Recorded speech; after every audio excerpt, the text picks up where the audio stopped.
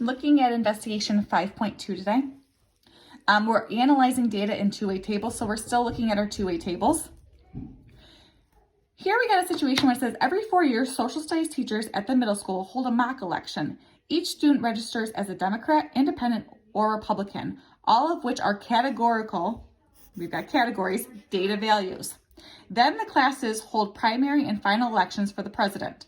Here is our student registration. So we've got it broken down by boys and girls, and then we've got the Democrats, the Independents, and the Republicans.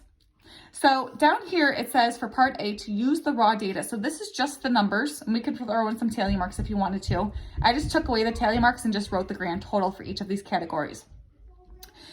We are listing to see if these are true or false statements.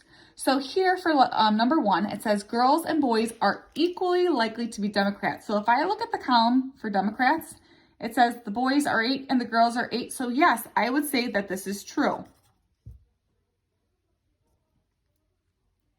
Now, if I look at number 2, it says boys are more likely than girls to be independent. Well, if I look at the boys, so independent, boys are 4, girls are 2. So yes, boys are more likely than girls to be independent. This is just looking at the raw data. Number 3 says boys are more likely than girls to be Republican. So if I look at Republican, boys are more likely, 12, than girls, which is 6. That's also a true statement.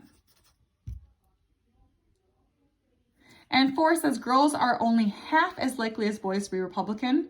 Well, girls are 6, boys are 12, girls are half, so that would also be a true statement. So this is, once again, just looking at the raw data.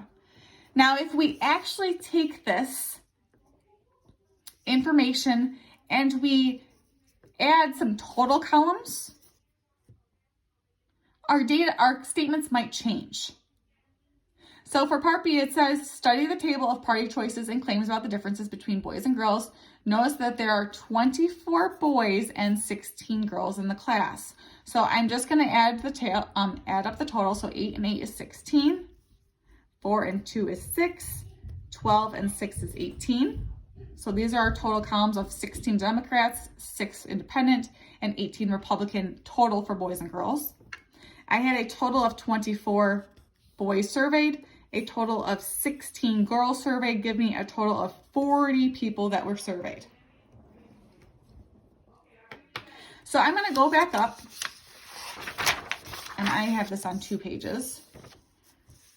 So I'm going to look at this information again. So number 1 says girls and boys are equally likely to be Democrats. Well, if I look at my girls, and I'm just going to abbreviate with a G, my girls who are Democrats, I've got 8 of them out of the total 16 that were surveyed. So if I do 8 divided by 16, that's 1/2, 0.5, which is 50%. If I look at boys, and I'm abbreviating that by putting a B,